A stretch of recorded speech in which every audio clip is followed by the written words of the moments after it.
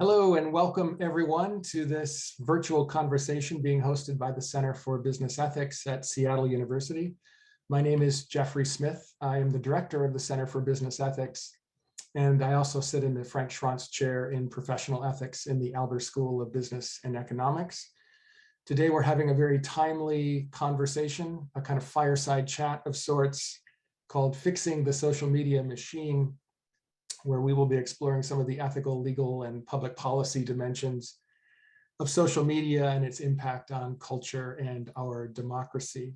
And we're lucky to have two distinguished guests here, including a very special guest coming to us from the University of Virginia, whom I'll introduce in just a minute. Before we begin, I have a few thank yous to make. The first is I want to emphasize how this event is co-sponsored by the university's initiative on ethics and transformative technologies. And I'd like to thank Mike Quinn, the Dean of the College of Science and Engineering, and my colleague Nathan Colaner, the Managing Director of that initiative, for their collaboration and support. The second thing I'd like to do is to thank the Boeing Company. They are a stalwart supporter of the Center for Business Ethics and its visiting scholars and lecture series.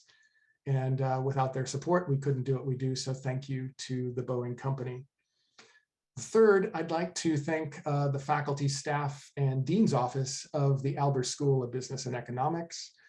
We are part of the Albert School, and we're part of the university, but we're also part of the Albert School. That's home. And without their support, we couldn't do what we do. And finally, I'd like to thank Rong Jin, who is a student in our master's program in finance, Frank Schranz scholar and graduate assistant for the center. She played a key role in developing some of the ideas and the format for today's session. And so I want to make sure that I recognize her and her hard work as well. So today I mentioned that we have two guests, and our first very special guest that we're very happy to have with us from the University of Virginia is Siva Vaidhyanathan.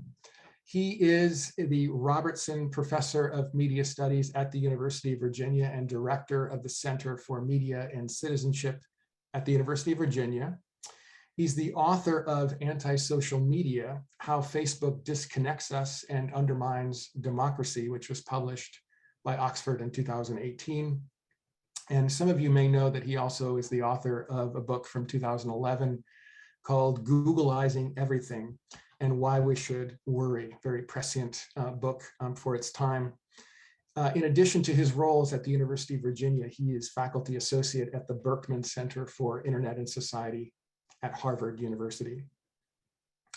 The Center for Media and Citizenship at the University of Virginia runs a democracy lab and produces several podcasts, publishes the Virginia Quarterly Review magazine, and our guest has appeared in an episode of The Daily Show with Jon Stewart, among all sorts of other interesting media appearances. But perhaps most interesting is that he has appeared in several documentary films, including Terms and Conditions May Apply, Inside the Mind of Google, and Freedom of Expression.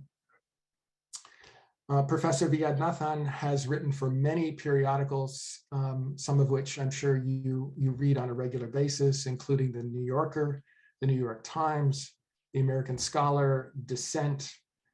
He's a featured writer on Slate.com, The Washington Post, The Guardian, and The Nation. And including the work there, some of you may have recognized his writing in the Chronicle of Higher Education. He received his PhD from the University of Texas at Austin, and we are just so pleased to have you here today. So thank you very much for making the time for us at Seattle. Thank you, Jeffrey. You're welcome. Thank you. And our host today is Caitlin Carlson, Professor Caitlin Carlson from the Department of Communication at Seattle University. We are extremely lucky to have her this year as a faculty fellow of the Center for Business Ethics. She works primarily in the areas of media law and policy that as they pertain to new media. She's also interested in issues related to freedom of expression and social justice. Her current work focuses on hate speech, and some of you may know that in 2021, her book on hate speech was published by MIT Press. And in addition to that work, her research and scholarship has appeared in outlets such as Communication Law and Policy, Media Ethics, or the Journal of Media Ethics, and most recently in the Gonzaga Law Review. Her work at the Center for Business Ethics this year is focused on corporate responsibility around social media content moderation, which is very timely. And before I turn things over to Professor Carlson, who's going to serve as a moderator for today's conversation, a quick just administrative point. There's going to be about 20 minutes for Q&A at the end of today's conversation. There's a Q&A function at the bottom of your screen. You can go ahead and submit questions during the conversation. We'll do our best to sort of triage and respond to them in the time that we have. And so thank you again for attending. And without further ado, I'll turn things over to Professor Carlson. Great. Thanks, Jeffrey. Appreciate it. Siva, I'm so happy to get to spend this time with you. I have read all of your work, and as a media studies graduate student and then professor, I just am so happy to be able to kind of pick your brain a little bit today. I know the talk is titled Fixing the Social Media Machine. I don't know if we're going to get there in terms of fixing it, but hopefully it'll be fun to kind of talk through. But before we get down into the nitty gritty, I want to situate social media kind of in the arc of media history, if you will. In your most recent book, Anti-Social Media, you talk about meeting Neil Postman, which sounds amazing.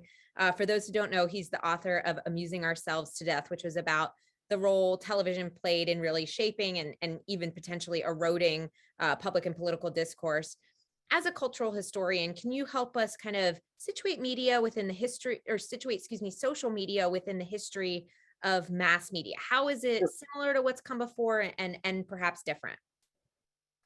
I'm pretty convinced that Facebook alone is a pretty radical departure and a radical amplification of so much of what we've experienced and built through our media systems.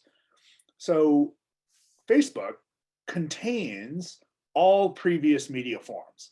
And when I say that, anyone who's familiar with the work of Marshall McLuhan should immediately be thinking, well, that's what McLuhan said comes next, right? That every new media form or new media outlet contains all that came before. So television was radio plus film, right?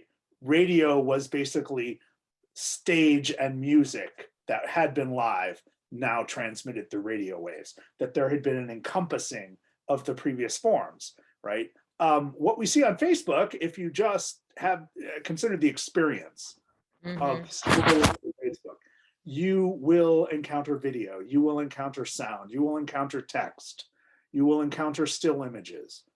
And then the question is, how are these items framed? It's much more important, I think, how they're framed, how they're presented, than their actual content. And we've had so much obsession with what these things say or pretend to say or hope to say or whether they're true or false. And I think we're missing the point. The entire experience of Facebook is the problem. The entire experience of Facebook is one of encountering the world through a constant flow of stimulation, of shallow and flat stimulation that is meant to hook you and excite you just enough that you're convinced there's more to come, that there's reason to stick around, there is reason to scroll a little bit more, because while this made me feel something, the next thing I find might make me feel more, might make me feel better, might make me feel more angry, might make me feel more loving, something, right? This it creates an itch as much as it creates a sensation. Mm-hmm. Now that design, right? The design of Facebook is pretty much the media distillation of potato chips. So, I mean, people are always trying to compare like Facebook to newspapers or Facebook to television or whatever, right? I think Facebook should be best compared to potato chips. Potato chips are engineered specific, like There are chemists who work at Frito-Lay in Dallas, Texas, trying to make sure that the chips you eat have just the right balance of fat and salt and sugar. And they have that balance in such a way that they give you a little bit of pleasure, right? No one potato chip sends you into ecstasy, right? A little bit of pleasure, just enough so you go, I like this, but not enough for you to be able to walk away and say, I liked that, thank you very much, right? Nobody's ever eaten one potato chip and went, oh, that was fine, that was lovely. I'm stuffed, I can't. Yeah, I can move on with the rest of my day, I feel very satiated, right? The way that, like, you know, an awesome piece of chocolate cake can make you feel like, oh, this was great. I indulged myself. I know it wasn't right. I don't need a second piece of chocolate cake, right? But with potato chips, they're specifically engineered to keep you coming back. That's what Facebook and Instagram are all about.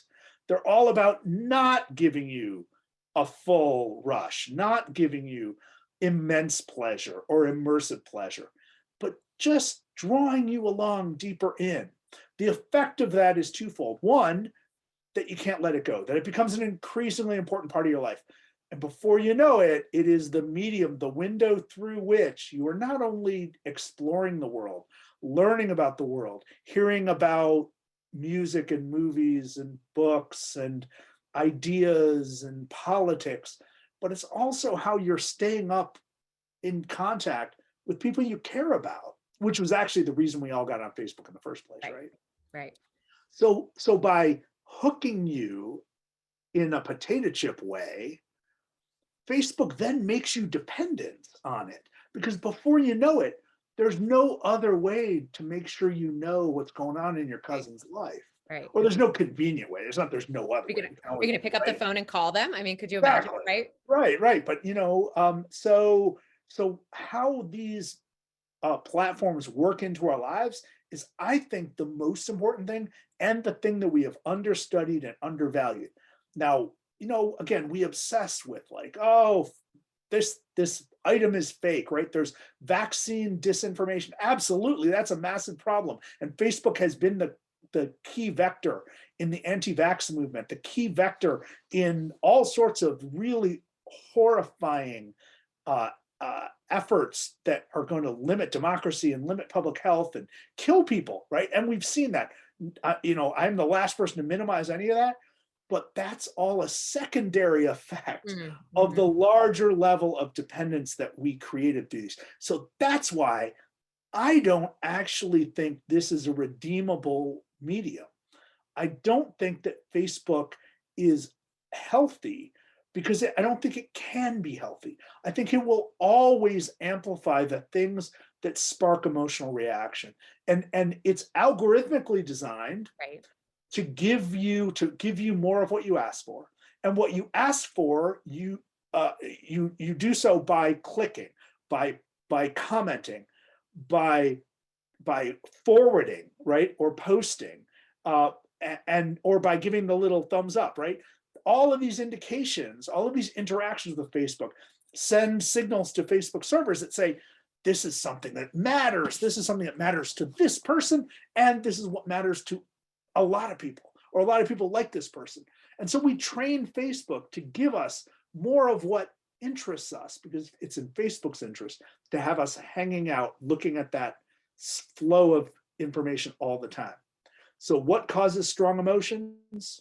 Puppy pictures, baby pictures, but also anti-vaccine information, hate speech, conspiracy theories, calls for genocide, right? All sorts of horrible things, as well as the puppies and the babies. And there's just no way to have Facebook that's all puppies and babies. Right. Would you characterize Facebook, it sounds like obviously, is the worst of the worst? I mean, is this true of all social media? I know I follow you, so I know you're on Twitter. I mean, you mentioned Facebook, you mentioned Instagram. Yeah. Are there redeemable social media platforms in your mind, right? Is TikTok somehow different? Is Twitter somehow different? Or are they all kind of using that same format? Right now, Facebook is all that matters. Interesting. For the simple reason of scale. So 3 billion people use Facebook regularly. Right. We've never had anything in human history reach 3 billion people or be a part of 3 billion people's lives, right? The BBC's never reached 3 billion people. The Wall Street Journal's never reached 3 billion people. CNN's never reached 3 billion people. There are something like 1.2 billion Muslims in the world, 3 billion Facebook users, right? So it's beyond a scale that we have ever imagined. It's too often we say, oh, look, Facebook, Twitter, TikTok, as if they're equal. They're nowhere near equal. So let's walk through the top social media platforms in the world in order of their usage, right? Number one is Facebook with nearly 3 billion people. Number two is YouTube, which is owned by Google, with about 2.2 billion users, right? So those are two different companies. Right. I'm not even sure that YouTube qualifies as a social media platform, but for the sake of advertisers, they often group them together. Right.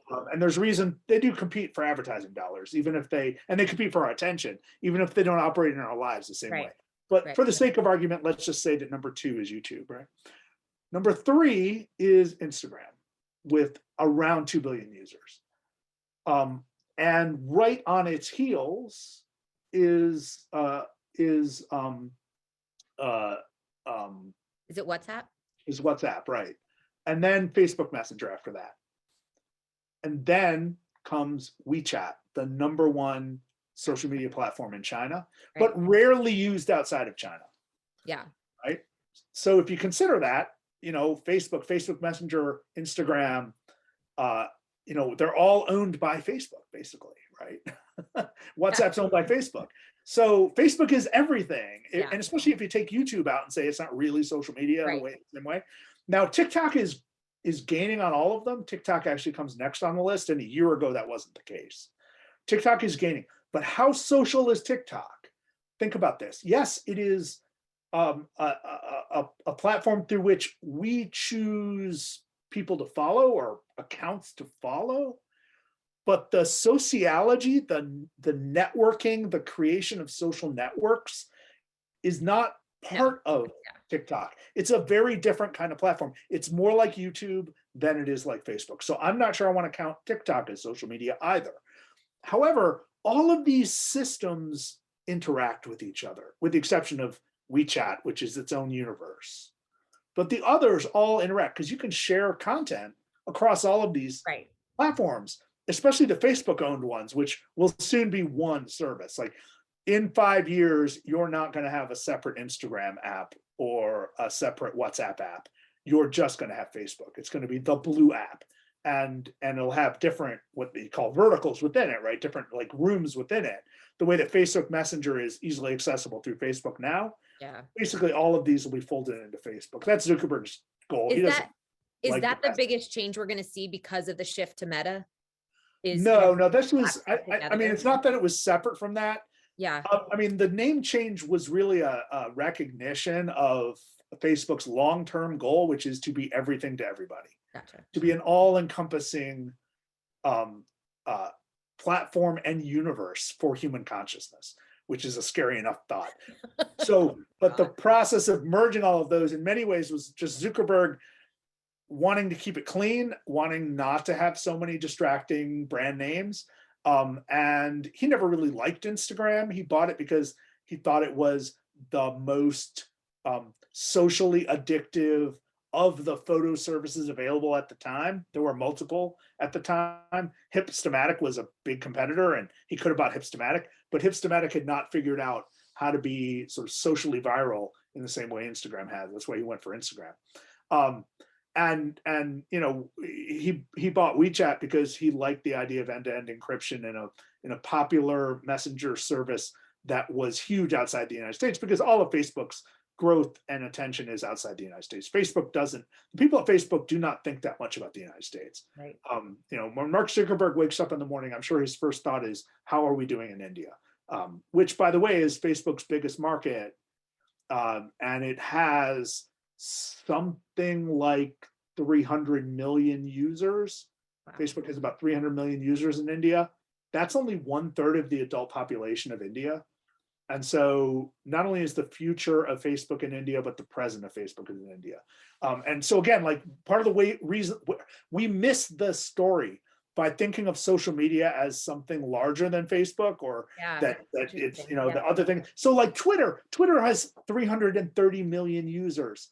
That's nothing. Right. That's nothing. It's like totally irrelevant in the world. And if the former president of the United States had not been active on it, it might be out of business now, right? It's just like, it really doesn't matter in the world. It matters to journalists because journalists happen to hang out on Twitter a lot. So, you know, it has a disproportionate cultural impact, but its impact throughout the world. And by the way, most Twitter usage is in North America and Western Europe, and its growth is stalled as a result. It has almost no growth in Africa, in Southeast Asia, in South America.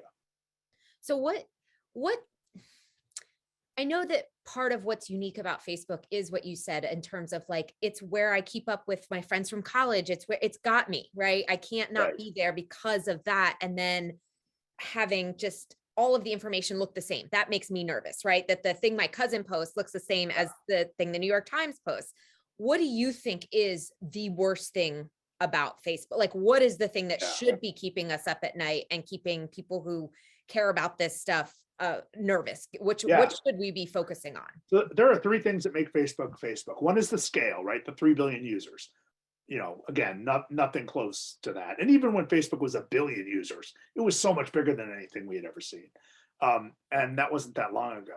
So the scale is number one. Number two is the surveillance that it engages in, right? The fact that through its apps, it constantly monitors our activities, our location, our movements, our social connections. It creates a really elaborate social graph for each of us. It knows the extent of it can measure the closeness of all of your social relations. Like it knows which of your siblings you tend to talk to and which of your siblings you ignore, right? Facebook knows your politics, knows your hobbies, knows your secrets, and knows where you are at all times. Yeah. So you combine scale and surveillance, and you add a process of algorithmic amplification, which means that's that thing where Facebook gives you more of what you say you want and more of what everybody says everybody wants. Right.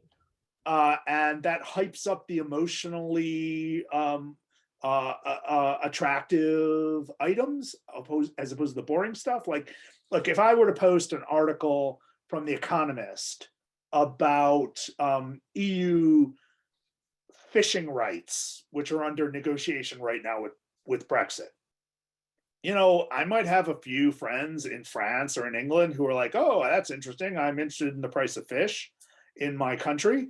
I might get 2 or 3 people reading it from my Facebook page, but no one's going to get worked up about it. No one's going to like click on it. No one's going to comment on it. It's going to sink like a rock. It's a responsible piece of journalism. It's very well crafted. It's about a really important thing in the world. And it's not going to matter on Facebook.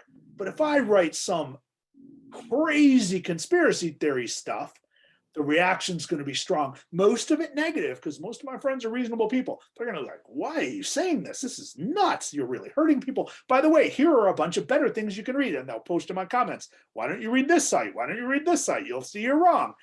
You can't argue with the crazy on Facebook. The more you argue with it, the more it gets amplified. The more of my friends will see that post, the more it will travel, the more people will share it saying, look at this crazy guy and what all the stuff he thinks, right? That's how Facebook's built. It's built to quash the reasonable, the sober, the responsible, the important, and to amplify the stuff that makes us angry or passionate or happy, anything, strong emotions are what matter. So those 3 things that make Facebook Facebook, the scale, the algorithmic amplification, and the surveillance, they're what make Facebook rich, because that all feeds into the advertising system, but Right. They're really what makes Facebook Facebook. Is there one thing that is worse than the others? I'm not convinced. I think the combination of the 3, the synergy of those 3 are what makes Facebook Facebook. And the problem with Facebook is Facebook. So any reform efforts have to unwind from 1 to 3 of those aspects. Right. And to do that is to denature Facebook and make it just a website. And that would destroy its value to its shareholders and to many of its users.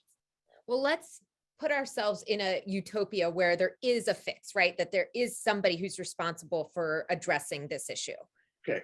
Do we as users have part of that responsibility? You have this great quote at the beginning of your book from Dostoevsky, right? Do you mind if I read it? Yeah, for yeah, folks sure. who haven't? So He's smarter than I am. So right, I love that. Well, and it's just so prescient that it's how many years ago that people are. So you say, or excuse me, he says, some claim the world is gradually becoming united, that it will grow into a brotherly community as distances shrink and ideas are transmitted through the air. Alas, you must not believe that men can be united in this way.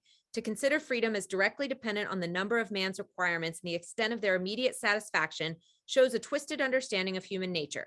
For such an interpretation only breeds in men a multitude of senseless, stupid desires and habits and endless preposterous interventions. People are more and more moved by envy now, by the desire to satisfy their material greed and by vanity.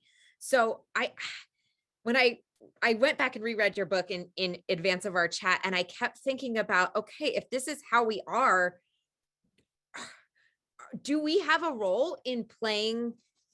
Right. Is it realistic to say, oh, we should just get off? Or do we have, like, I sometimes worry that we say, oh, this is individuals' problem to fix, the way we say individuals should be dealing with, like, put in an LED light bulb, climate change will be fine, right? Like, is there a responsibility that you see on the part of users to address this? Or because, like you said, some of this is playing off of human nature, that of course we're gonna, hit the lever and get a pellet or whatever, that kind of serotonin, dopamine release that we get from being on the platform. Like, is there a role for individuals? Do you think there's something we need to do differently, or do we need to talk about either platforms or government interventions as a way to kind of fix this problem?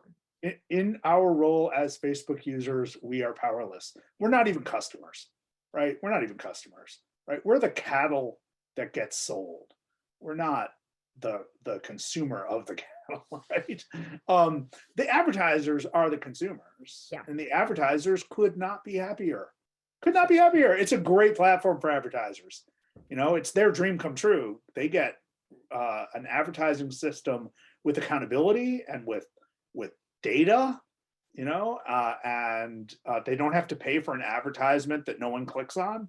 A system that Google invented and Facebook in many ways perfected, right? That's why Google and Facebook are so wealthy and so successful, and why other advertising-based mediums, radio, television, and newspapers and magazines are in so much trouble, because they can't do what Facebook and Google do easily, right? So that's drawn out a lot of investment, a lot of capital, and a lot of labor from the institutions we used to depend on to fill the public square with responsible, sober information upon which we could make decisions as citizens. And our role as users, again, we are powerless. We can decide to quit, like everyone on this seminar can decide to quit. So what? There are 3 billion users.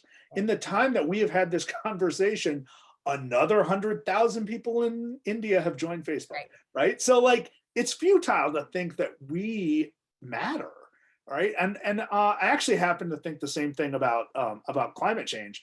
I drive a hybrid car, but not because I pretend that I'm making a difference, because for every hybrid car I buy, right, I have a Honda Accord, and the way that our regulations work for our car companies is that every Honda Accord hybrid that is sold enables Honda to legally sell a huge Pilot with half of the gas mileage, right? Or actually a third of the gas mileage, because the CAFE standards are based on the entire fleet, not on particular cars, right? So we've got a regulatory system that fools us into thinking that those of us who pretend to be responsible think that we're making a difference, when we're just enabling the big pickups and SUVs to get sold with at a lower price, in fact, because we pay a premium for the hybrid cars. So we might actually be hurting. And what does it matter that one guy in Charlottesville, Virginia buys a hybrid car and uses a third of the gas he would use otherwise. I'm still driving, which is a problem. I'm still using some gas, which is a problem. And even if I had an all-electric car, all of the electricity in this part of the country comes from coal. So it doesn't matter, right? So it's a whole thing I have about consumer-based climate reactions that I think is basically a scam. So what is the answer? Well, as users or even as consumers, we are pretty powerless. As citizens, we are not. So what does it mean to demand accountability from our leaders? When we have companies that misbehave or behave as designed and as we expect them, but still create damage in the world, Right. what economists call negative externalities, that's why we have the regulatory state, to forge standards and punishments for abrogations of those standards and punishments for the abrogations of those standards. That means we have to think very carefully and creatively about what we are trying to limit, what aspects of this industry, let's just say Facebook, or we can include Facebook and Google, we feel are excessive, are damaging. What is the pollution? Define the pollution and tax it, or define the pollution and limit the company's ability to engage in the production of that pollution by instilling disincentives. Well, what are the soft parts of these industries? There actually is one, and that is in the surveillance, in the gathering and usage of data. And this is something that's not been on the table in the United States or effectively in Europe. But I think it's the only regulatory intervention that might make a difference. Unfortunately, it's really not been part of the conversation. Something like the GDPR or something different, right? Like, is that kind of what you're thinking? Yeah, in Europe, there's a law that's been in effect for about 3 years, the General Data Protection Regulation, that requires certain standards of behavior for companies that gather personal information and use personal information. And some of the principles are transparency. They have to explain what they do with our data in clear language. Right, in clear language that it's not like small print. You don't have to read like 10 privacy pages. Number two, they have to get explicit permission from us to gather data, and they have to inform us when and how they're going to use the data in a new way. Now, that's one of the reasons you're always having to click to accept cookies now, right? And so the companies have decided, okay, you're going to give us this regulation. We're going to annoy all of our users with the click through of the cookies. So the GDPR is not toothless, but it's not particularly taxing on these companies. They've just created some workarounds to be able to deal with it. They'd prefer not to deal with the GDPR, but again, it really only protects people in Europe, what are called data citizens in Europe. But it is something, and it's a start, and it's a recognition that this is the heart of the problem. Of course, like so many regulatory interventions, it was done with the company's acquiescence and their voice in the room. The lobbyists helped limit its scale, and that was a problem. Like, we have to stop inviting industry lobbyists to write a legislation and ask them if it's okay. Even in the US Senate, like every time that the US senators pull up, CEOs or high officials of these companies and sit them down, you hear the senators who are tasked with reining these companies in, asking these companies if they would support their legislation. Like, well, the answer should be no. You only want legislation that they would oppose, or what's the point, right? So that's part of the process. So the GDPR is a good start. This notion of data protection is a good start, but again, it's been a non-starter in North America. It's been a non-starter in most of the world. I think we have to take it much more seriously. Yeah, well, and it sounds like you're much more in favor of addressing the privacy and surveillance issues as a means of curtailing their influence than something like, and maybe I could be wrong, but in terms of the antitrust kind of approach to, well, break them up, which we're also seeing like in the UK in some places, right? Like, well, you can't come in Google as a whole behemoth, you have to come in as pieces, but all the pieces are still coming in. And we know that here in the United States, we've had some failed attempts to apply antitrust laws to social media, to Facebook in particular. And well, so look, it feels like that's not the approach you would advocate for. American antitrust, the tradition of American antitrust right now, as rendered to us, as given to us from the 20th century, from the late 20th century, from the Reagan years, is pretty weak, right?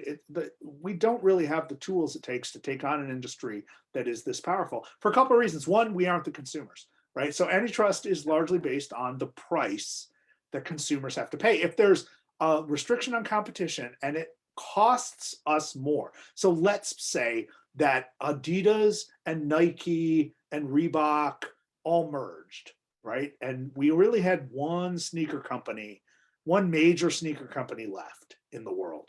And all of a sudden, the price of sneakers starts crawling toward $500. That would be the sort of thing that American antitrust understands, can get, and they would be like, let's break up the sneaker companies and make them compete to drive down prices for consumers. Now, you can already see that in many industries, that hasn't even mattered, like cable, right? There's no competition in cable, and our cable bills go up all the time, and they have for 50 years, and antitrust has been pretty useless even in that. That's a complicated reason, but basically American antitrust hasn't mattered much in recent years. The Microsoft challenge in the 1990s was the last big antitrust venture, and that was successful only because Microsoft committed some blatantly illegal, audacious moves. They were so emboldened by how weak American antitrust was that they went ahead and engaged in explicit bullying tactics against other software companies. I don't know if I'm allowed to insult Microsoft to a Seattle audience. We're gonna go for it. Get away with it. Yeah. I'm still, I'm nice to Boeing. So, but like, so what we've got here is when you see a company do something explicit and bold, you can find them, you can find them guilty. Actually, by the way, ultimately, Microsoft's penalties were removed when the Bush administration came in 2001. One of the first things it did was settle the Microsoft case so that Microsoft didn't pay the penalties it was supposed to pay, even though it was found guilty for violating antitrust laws. Long story. So what do we have now? What is the price that we're worried about? The price of advertising? Because it can't be about we don't pay a price for Facebook or Google. The price of advertising has been going down, not up.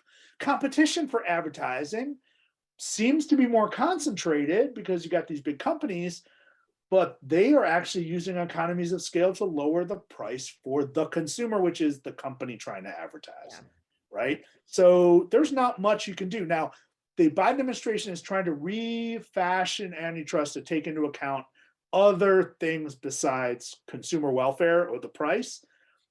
So we can look at power within a market and so forth. It's what's known as a neo-Brandeisian model of antitrust. There's some hope that it'll catch on, but no time soon. And what do you do with that? Do you break off Instagram and WhatsApp from Facebook? It's probably too late for that. They've all been merged in the back end. And really, what's the point? It really isn't going to hurt anybody. And what's the point of having 3 bad social media companies as opposed to one bad social media company, right? Consumer welfare, citizens' welfare doesn't really improve under that model. Yeah. So here we are in a situation where it feels like, at least in the United States, and who knows what will happen globally, but there doesn't feel like there is I'll say appropriate or reasonable regulatory framework that exists at this point, right? Like, and I love that analogy that you used in terms of pollution, right? Like, where is the fine for allowing information and mis and disinformation about the election to continue on, right? Like, if you were dumping, sewage into a river, we'd be pissed, right? But like the sewage you dump into the information river, we just, I don't know if we can wrap our heads around that at this point. And so here we are. Also we can't regulate it because it's speech, right? In America, we can't regulate speech. So it's a non-starter. But even so, like, I don't even know that that's how we want to go. And I don't actually think that disinformation and misinformation is the problem to be solved. Right. The problem, I think you established that, right? Like that it's really about the platform itself. So, okay. So, but my point is, here we are in this situation where now we're asking these companies, right? Like right now, today, the thing that's on the table is not like, I'm with you, even like, oh, we tweak section 230 or we tweak this antitrust. I just don't think it's not gonna really change much for them and for the situation that we're in. And so here we are, I think, like hat in hand, like coming to these organizations saying, please, sir, please do better. is there an ethical model that they could adopt, right? Like we're talking about like the Center of Business Ethics. I think a lot of students who are joining us today are like, yes, I genuinely believe, and you talk about this in your book, this company can do good things in a ethical, responsible way. Do you buy that, or is that unrealistic? So here's the problem with business ethics. What happens if the business believes it's being ethical, right? What happens if the leaders of that business are thoroughly convinced of their own rectitude, that their value system is true and defined and powerful, and everything they do coheres to their value system? Right. That's what we're dealing with Silicon Valley. They truly believe in what they're doing. They believe that everything they're doing is making the world better. They believe everything that they're doing is making humanity better, making us like more powerful, more capable, more connected, more happy. Like they truly believe. Mark Zuckerberg believes that what's good for Facebook is good for humanity. Right. Mark Zuckerberg believes that the more we use Facebook for more things in our day, the better we will be. He is a top-down social engineer. He considers us to be instruments to play with. And he cares deeply about us, he believes, he thinks, right? And so everything he does in his company is done from a position of social responsibility. But it's his definition of social responsibility. So look, you know what I think is the most socially responsible company in America? Tell us. I think it's Hobby Lobby. So Hobby Lobby, it's a family-run, privately owned company. It's a pretty big company, right? And most of its stores are in the Midwest, but it does have stores on the two coasts. And its chief competitor is Michaels, which is a publicly owned. Actually, is it publicly owned or is it owned by private equity? I don't remember. But but Hobby Lobby, right? It has all the same stuff as Michaels, crafts and art supplies and great stuff for sewing and knitting and needlepoint and all kinds of cool stuff. And it's really important in people's lives. It's owned by a company that is owned by a family, right? It's a company that's owned by a family, and that family has deep beliefs. Some of those beliefs include an opposition to premarital sex. They do not believe that people should be having sex outside of marriage or before marriage. Well, if you believe that, if that is your ethical commitment, then you better be willing to have your company live up to that. What does that mean? It will not, Hobby Lobby will not support employee health insurance that pays for contraceptives. So that's its ethical position, its moral position.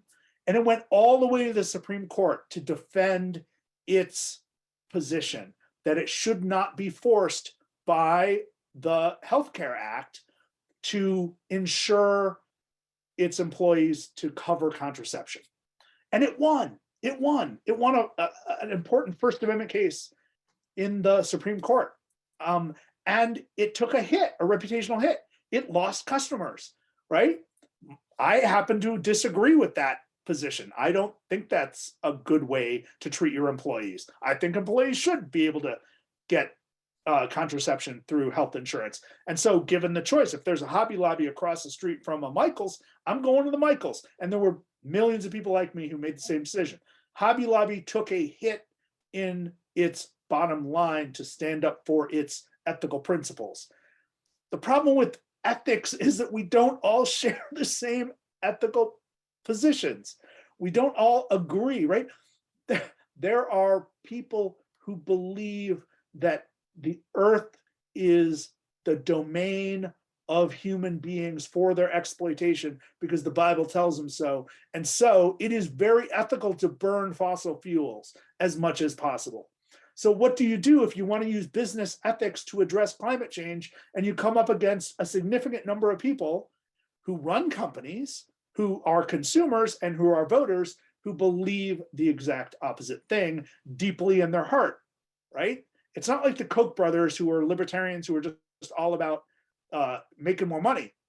We're talking about sincere ethical commitments that I don't happen to share, other people don't happen to share, but lots of people do share, right? So there's an incoherence to using business ethics to address this thing. What did they believe in Silicon Valley? Overwhelmingly, that we should be spending more time on these screens, that we should be spending more of our energy and creativity on figuring out better ways to click on ads, that we should be communing with each other through these virtual spaces, ultimately virtual reality, the metaverse, rather than going to church, rather than going to cafes, right? To them, that's anathema. But to do it through their own corporate platform is to liberate humans. That is something they truly believe. That's why they go to work every day with a smile on their face. It's not just that they're making money. Right. So is it the responsibility? You have this great line. I think I wrote it down.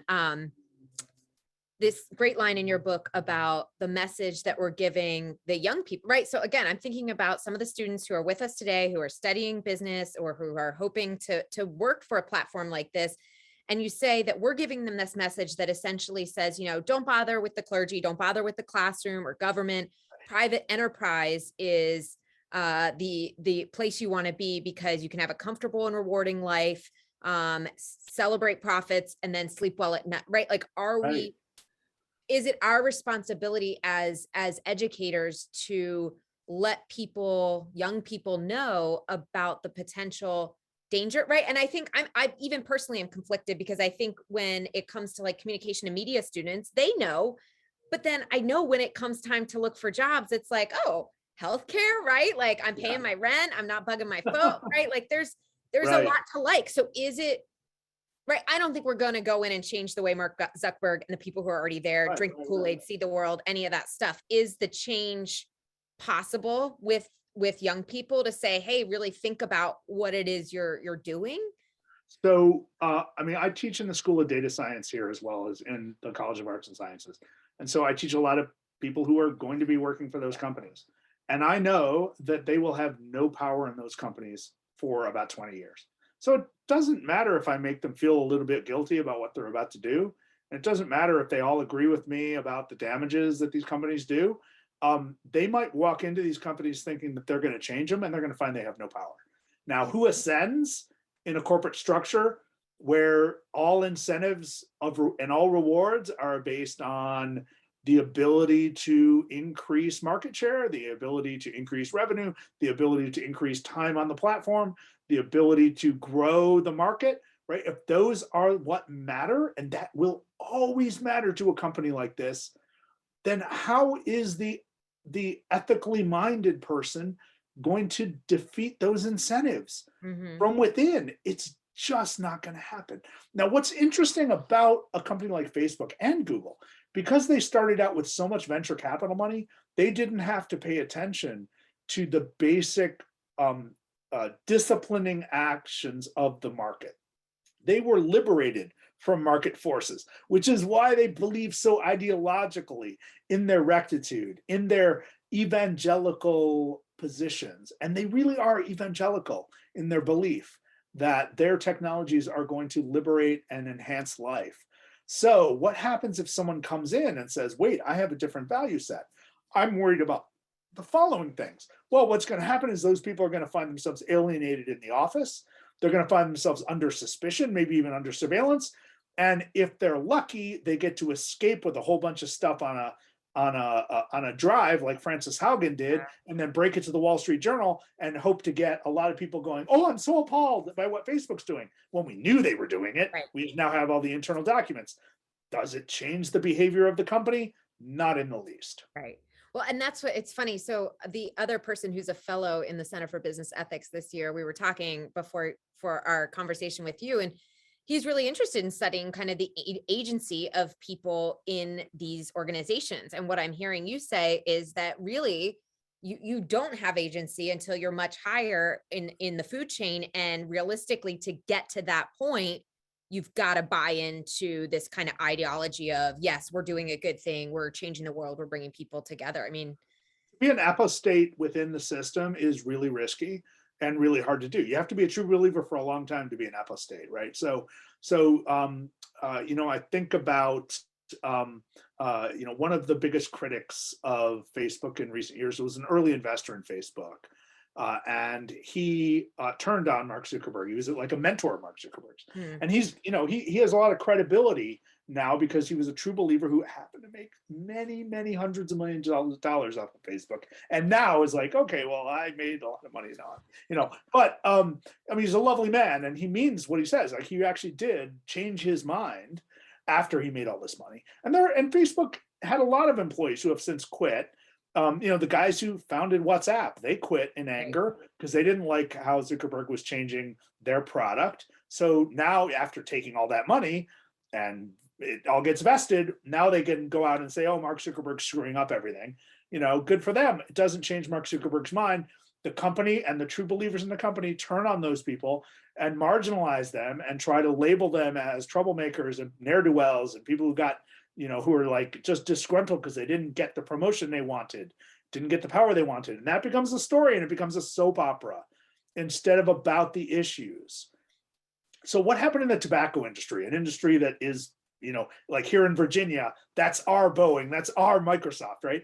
What happened in the tobacco industry? Jeffrey Wiegand, who was a whistleblower for one of the big tobacco companies, snuck a bunch of documents out of the office that going back 20 years, all the scientists and doctors working for the tobacco companies, documenting all the different ways that tobacco was both addictive and deadly. So the tobacco companies knew exactly who they were killing and why and how, and they did not care. And that was all fodder for all of these state attorneys general to file suits against the tobacco companies and get a massive settlement that generated great publicity, significantly reduced smoking all across America, and increased and took a lot of money from the bottom line of these companies, which then lowered their value to the stock market and funded anti-tobacco education efforts. All of that was great. But you know what? The tobacco companies are still rich and they're still killing millions of people. Right. Why? Because they're just selling their product outside the United States now, and they're not run by Jeffrey Wiegand's. They're not run by the ethical people. They're run by people who don't mind slaughtering people and giving them cancer, as long as they're not Americans and not around to complain to their Congress people, right? They are very happy to kill poor people around the world, and they're doing it, and they always will. And it doesn't matter that my students take my classes and then go work at tobacco companies, which many people in Virginia do.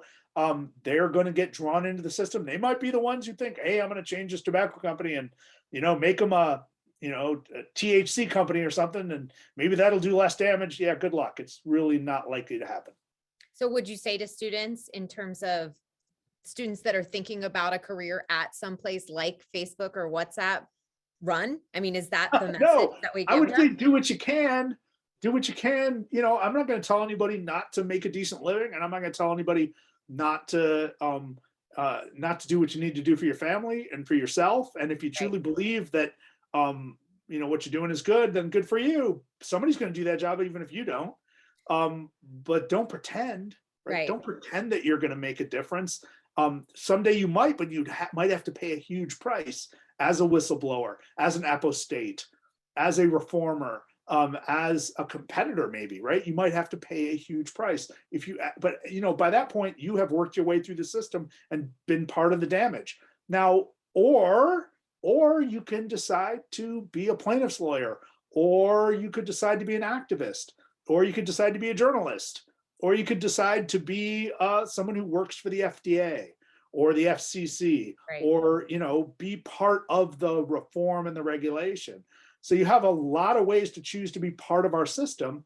We have to recognize and value the sort of Madisonian balance in our system, that we want corporations to be bold and to take chances and sometimes to do harm, but we also want our state to stand up for the rest of us and curb the externalities of these companies. And we've lost that sense, right? We've lost the sense that that's what the state is for and that is good work.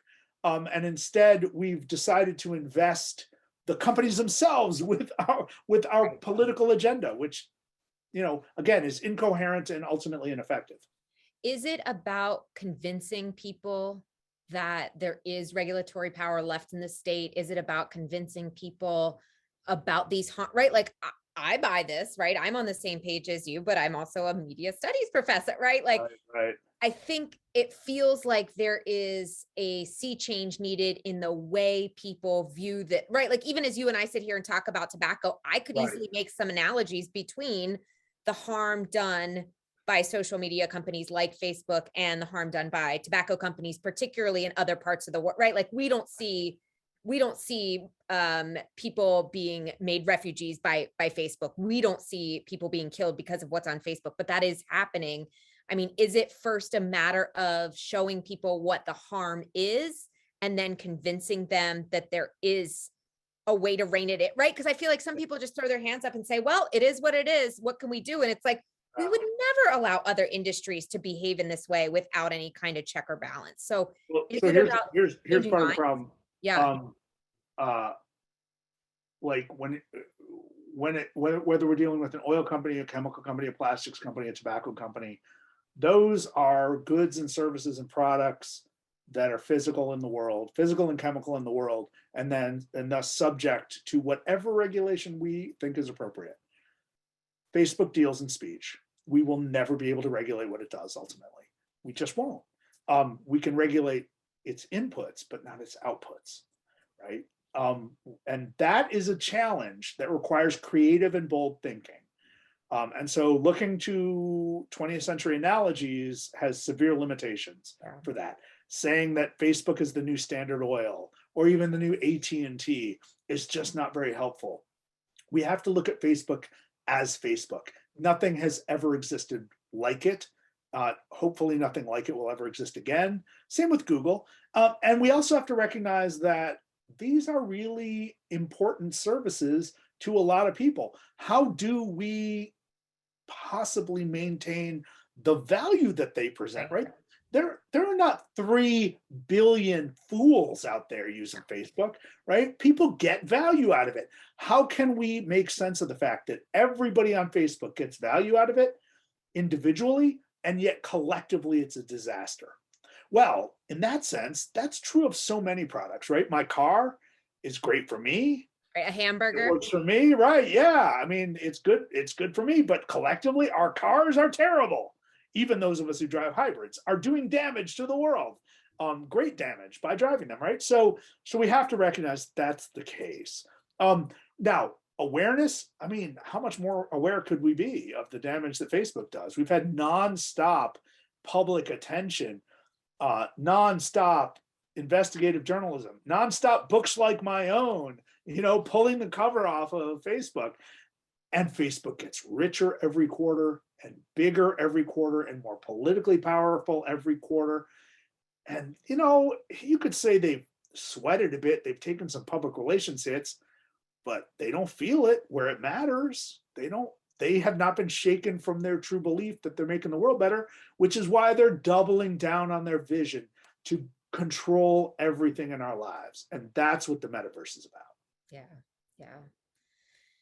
Well, this is depressing. So I want to shift gears. Yeah, because it does. It feels like I feel like I've sat at so many academic conferences or had so many conversations like this one where we get to what is this, right? So the government right now doesn't feel like it has the teeth or even the understanding of what the problem is, right? Like you said, when they call these CEOs up, it feels like, do you get what the issue is, right? So there's this lack of understanding there. There's this, like you said, their belief in kind of their own ability to do good in the world without acknowledging some of the harms. And so we get to this point of then, what are we begging them to spend some of the billions of the dollars that they are making on more content moderate, right? Like do better with the hate speech, do better with the mis and disinformation. We're begging them. And that is a dangerous position to be in, because like you said, it is speech. It is shaping how we see the world. And we're letting these organizations decide what that looks like in a way that benefits them, while still, right, like they are businesses, as you said, and their main goal is to make money, and we can't necessarily fault them for doing the thing they said they want to do. So it comes into this like round and round and round, and they're really, at least right now, doesn't feel like, how do you get out of that constant loop of, well, but it's this, but then it's this, but then it's this. I mean, do you have hope for an out, or are we stuck? I think we're stuck for a long time. I think the process of living through Facebook is going to get worse before it gets better.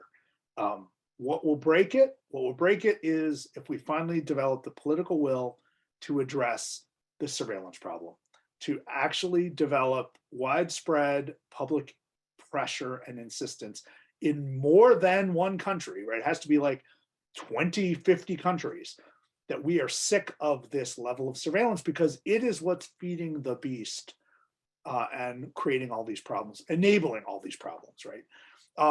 But one thing to remember about Facebook, and this is why it has to be addressed differently than most companies. Imagine having so much money that you don't need to think about money. Yeah. Right? That's its situation. They don't think about money. They don't think about revenue. They think about their stock price, but that's different, right? Their market capitalization is different from their revenue and their profits because they've never had to worry about it. It just comes. Yeah. So what they worry about is growth. Growth is different. So growth means that even though the 14-year-old in Bangladesh who signs up for Facebook is going to click on a lot fewer ads than I do in a given year, maybe none. And when that person does click on an ad, the money that goes through the system is going to be minuscule compared to $1, right? They care more about adding that young person from Bangladesh than they do about losing an old person in the United States, because it's not about money, it's about growth. And that young person in Bangladesh means that young person in Bangladesh brings in 10 people within a month, right? Convinces 10 more people to join Facebook. So it's about growth, not money. So what do you do about that? When we talk about content moderation, you cannot forget the 3 billion. You cannot forget the idea that we're talking about a service that exists in more than 110 languages across the world. And how the heck are you going to do content moderation in a country like India with 25 languages? How are you going to do content moderation in a country like Sri Lanka, which has 2 major languages, neither of which are big enough for Facebook to hire hundreds of people to do the content moderation, right? How many Sinhalese speakers do you think work at Facebook? How many Burmese speakers do you think work at Facebook? I know it's zero. Was there one? I thought there was there might be one now. I thought there was one now. Yeah. One might be one now, but for a long time there were zero, and nobody in Bangladesh. So how do you even know what the slang is, right? How do you even know whether someone is engaging in hate speech or coded calls for genocide if you're not on the ground in the culture? Language and culture are so dynamic as well. The notion of doing this algorithmically is absurd, right? So we always think these problems are easier to solve than they are. But this is the problem is the system itself. Yeah. The problem is the system itself. So you have to drive a stake through its heart. That is the only way. So you have to figure out where the heart is and figure out an appropriate stake, and then have the courage to do it.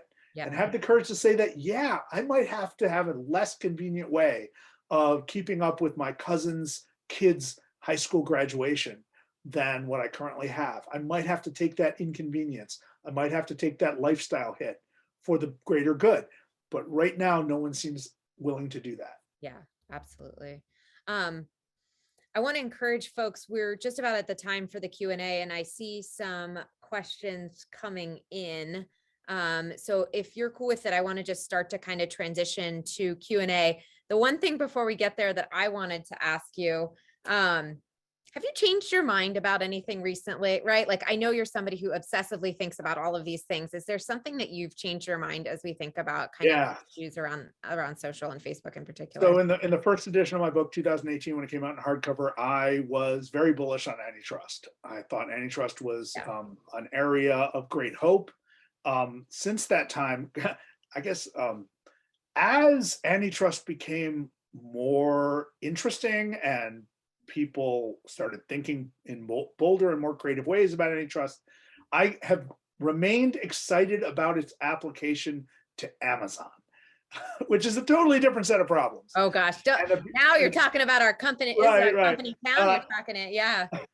And I've become less optimistic about its application to Facebook and Google as I've dug into it and as I've looked at the trends. And I think the most bold and creative thought about antitrust right now is on this question of two-sided markets, about which Amazon is the greatest sinner, if not criminal. And so we're seeing a lot of action in that area in places like India, in the EU, in the UK, and in the US. So I suspect that antitrust will play a bigger role in the future of Amazon than it plays in the future of Facebook and Google. So I've changed my mind a bit about that. Yeah. And when I rewrote some of that for the paperback edition, and I lightened up on my endorsement of it, I put some qualifications of it in there. So that's a big thing. I did write a fairly hopeless book because I think we make a big mistake in minimizing or imagining that this isn't a massive challenge. I just think it's a big mistake to assume with that American gung-ho that we can fix things, right? This is not about a fix. It's about a full dismembering or dismantling or undermining of a system that we have to be convinced is terrible before we even try. And I think while we're generally annoyed by Facebook, troubled by Facebook, I think we have not done a good job looking at the depths of it. I don't think that most people who think about Facebook can picture 3 billion people. And I think that's where it has to start.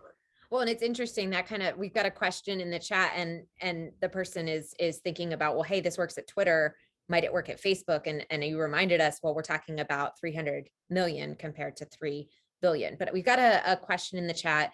Aren't there myriad examples of companies who have done the right thing for the right reasons? For instance, Francis Hogan's suggestions are doable, and in fact, many have already been put into place at Twitter. So it would seem that we need a critical mass of agents working in concert, namely responsible legislators, corporations, consumers. It doesn't have to necessarily be majorities in this group to address these issues. Absolutely, right? It's going to take strong elements of all of those, but they all have to really stare into the eyes of the beast and get a full picture of it. And that's not happening. We're nowhere close to that. Now, in terms of corporations doing the right thing, yeah, but again, everyone who runs Facebook is convinced they're doing the right thing, right? So what do you do with that, right? What do you do with that? You can't convince them they're not doing the right thing because they keep getting rewarded. That's the problem. They actually are a socially responsible company from the point of view of their social responsibility, just like Hobby Lobby. Now, look, no one at Altria, no one at any of the big tobacco companies pretended that tobacco was making the world better. Right. They were pretending that tobacco wasn't that bad and that it was kind of enjoyable, right? But they weren't ever pretending it was making the world better. At Frito-Lay in Dallas, nobody goes to work saying, we're making the world better. They're saying, we're making the Super Bowl party a little better. Right. You know? Well, and it's interesting. So we actually have a follow-up from the same person, and they said, we don't need to drive a stake through the heart of potato chips to moderate our consumption. So isn't this the same thing, that we can moderate our consumption of Facebook the same way we should moderate? I would reply that we haven't moderated our consumption, and we're unlikely and unable to moderate our consumption. And what it will take for us to moderate our consumption of potato chips is stiff taxation on food that's bad for us, right? A salt tax, a carbohydrate tax, a saturated fat tax, or a polyunsaturated fat tax, right? A tax on unhealthy foods that monetizes the damage that they do. If you took the price of insulin and divided it up by the number of potato chip bags or the number of Coke bottles sold in a year and added that tax to it, that might make a difference, right? That would be the kind of intervention that it would take. But no, we are nowhere near to moderating our consumption of things that are bad for us. We are just not that strong. And even if 10% of us are that strong, as I think we are, it barely matters because the growth is everywhere else. Right. We keep making more people. Well, and I think one of the things the person said, well, obesity is down. We've actually moderated, right? That's kind of what's happening in the chat.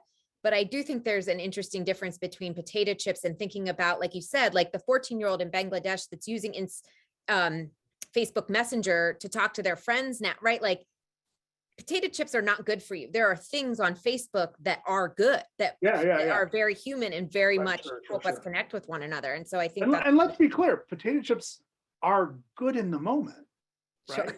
Potato chips can make a meal better, right? Potato chips can make a moment better. Potato chips can and Doritos can make your Super Bowl party better.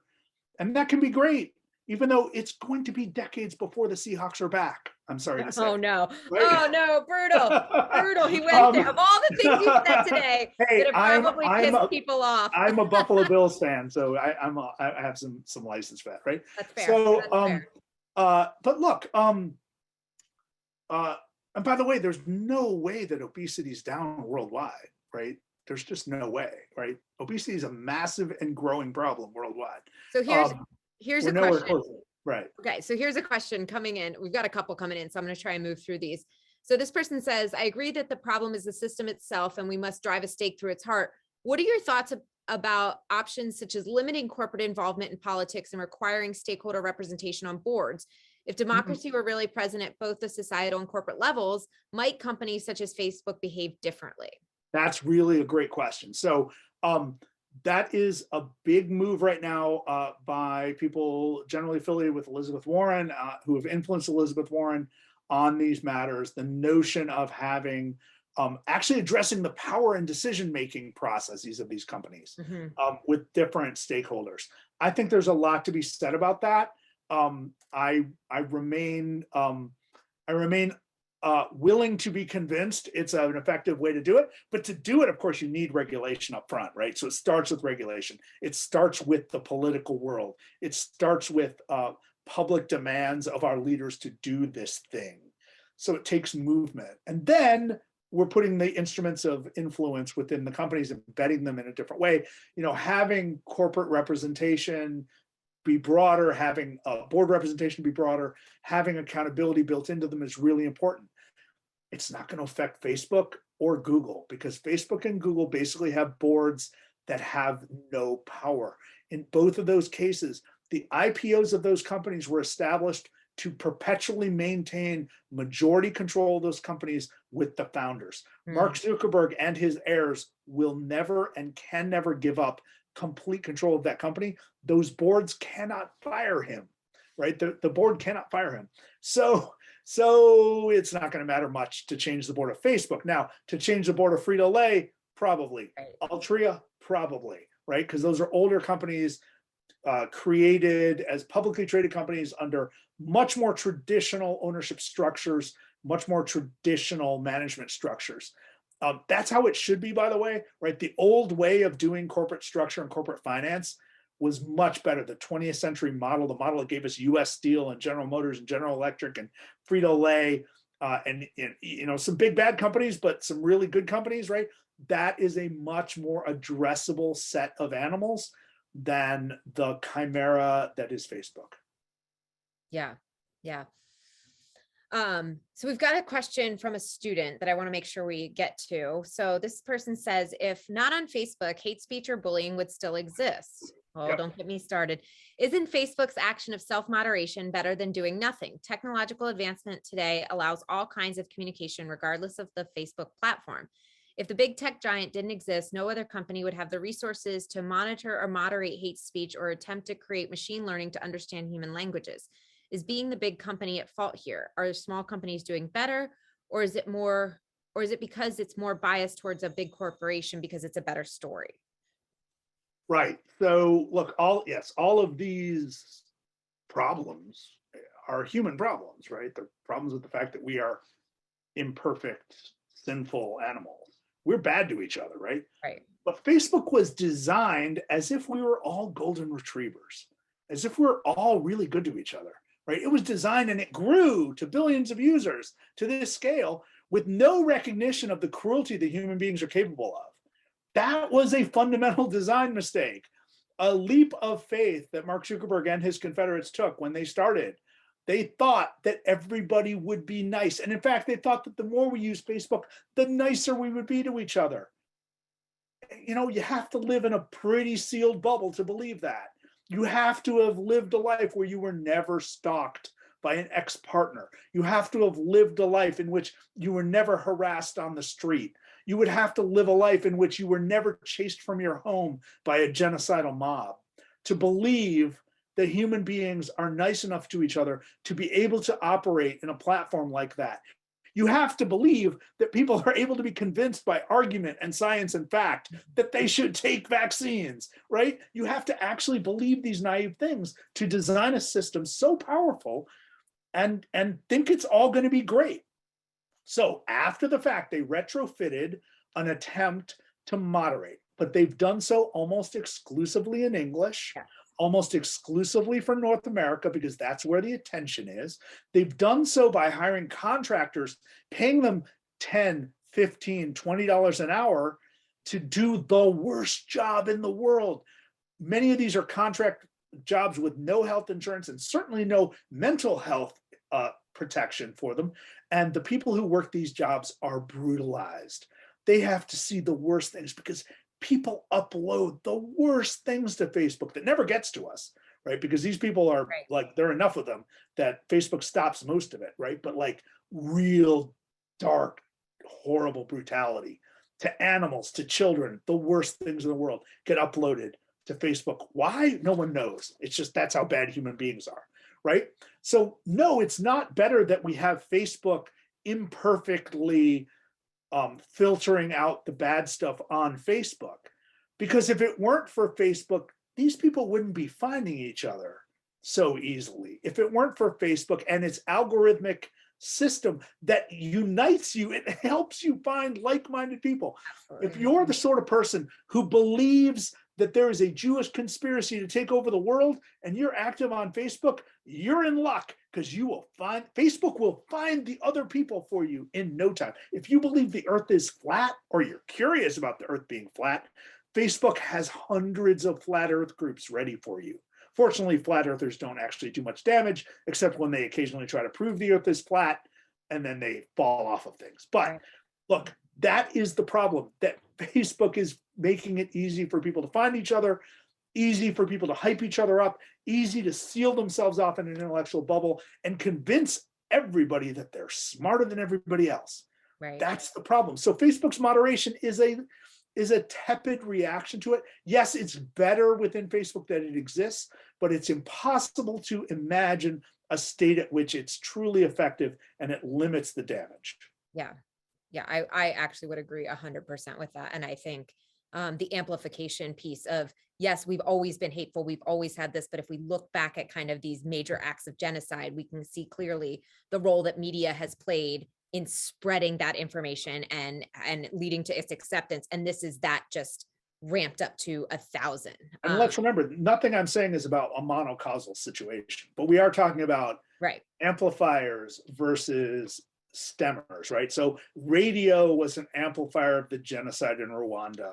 Absolutely. Film and radio were amplifiers of the genocide in Europe in the 1930s and 40s, right? So they were parts of the problem. They might have existed, those movements might have existed and been as successful before those media forms, but they weren't like they were. They weren't as powerful, as fast, because they wouldn't have been as powerful and as fast and as deadly without those enabling technologies. So what do? It doesn't mean we want to live without radio just because radio was part of the genocide in Rwanda. We want to do radio better. The idea of doing social media better is a different sort of question, but we can do our information ecosystem better if we look at it holistically. We can actually build a system that enables the widespread availability of important information, as long as we have a model that isn't based on constant growth and constant engagement and an addictive design. If we actually paid attention to facilitating the good things that people get out of this stuff, the connectivity, the depth, the exploration, the satisfaction of curiosity, we can do great things. But we went ahead and let these companies build our systems for us because we thought that would be a better move than, say, putting all of that resource into libraries and saying, why don't we build out digital libraries where the information systems are built by people who are publicly minded and ethically subscribed and wise designers whose incentive systems are for maximum social benefit rather than maximum growth and addiction. Yeah. Yeah. Well, and it's interesting. So we have a question in the chat, and this I think speaks to exactly what you're talking about. This person's pointing to stakeholder activism. They say that it seems like you're discounting examples of substantive corporate social responsibility. Is that realistic to say that stakeholder activism can play a role here? Yeah, I'm by Are the way, there examples of CSR that we should point to, right? I'm totally discounting it. I'm totally discounting it. I am a non-believer in CSR. I'm a non-believer in stakeholder activism. And by the way, my colleague at UVA is Ed Freeman, who is like the Pope of stakeholder activism. And we have a big disagreement about this. I ultimately think that what we're looking at is an incoherent system to try to solve big global problems or even small local problems. You're inviting incoherence when you do it through the instruments of private enterprise, which is why, and you're distracting yourself from the actual hard work in the world of politics and policy, which might make a difference. Fascinating. Okay, I've got a lot coming in through the chat, I'm sure, in response to that. So this person says, can we use our knowledge of human psychology to help consumers from misusing or overusing social media platforms? I think it's interesting that we're going back to consumers. It says that might be more palatable to the 3 billion users than driving a stake through Facebook. Have you come across any interventions by companies or regulatory agencies that you find encouraging or promising? So in general, yes, but the problem is that who are we? Like, the only people who could do that are the leaders of the companies that are using what they know of human psychology to do just the opposite, because that is their incentive, that is their interest, that is their true belief, right? So why would a company like Facebook or Google change what it's doing when all it gets are rewards for doing what it's doing, right? Where do the incentives lie? Yes, it's a great idea, because it's what we know about human psychology is what built these companies to be like they are and do all they're doing and succeeding in their own way so spectacularly and doing all this damage. And we know that we could design systems that are very different, but how would they compete against these companies? And how would we convince these companies to do what is not in their interest? Yeah. And so thinking about potential government action, and I think that, going after the surveillance piece, we've seen some states like California, like Washington, here in Washington, somebody in the chat says, you mentioned the GDPR like move in the US that's not forthcoming. Do you think that there's any kind of hope in California's law or response like Washington's taken on privacy and surveillance? Is this a drop in the bucket, or might this start to move the needle? I mean, nothing California does is a drop in the bucket. California is a bucket in itself, right? California is as big an economy as all but, I think, 4 countries in the world, and has as many people as all but about 10 countries in the world. So what California does matter. And that actually gives me some hope. And the fact that many of these companies are based in California and have tremendous political power in California, and yet in Sacramento, we were able to see serious engagement with these issues. And serious consideration, and ultimately imperfect legislation, but far better than we've seen elsewhere. What has been the reaction? Every time you see Facebook run an ad saying we support responsible regulation on our own industry, what they're actually saying is we want Congress to write the rules that will overrule what California has been doing, because Facebook has more pull in US Congress than it does in California, even though it's based in California.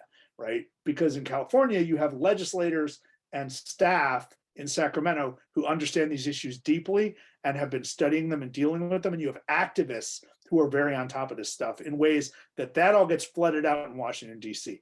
Facebook's biggest fan and supporter in Washington, D.C. is Chuck Schumer, the most powerful member of the U.S. Senate right now. And his daughter works at Facebook. He is the biggest recipient of Facebook political money, and he will make sure that no major legislation that injures Facebook's interests gets through the US Senate, as long as he is either majority or minority leader. When my own senator, Mark Warner, tried to take on Facebook quite directly over the Russian interference question. Chuck Schumer did everything he could to shut him down. That's where Facebook's power lies. It is awesome in Washington, D.C.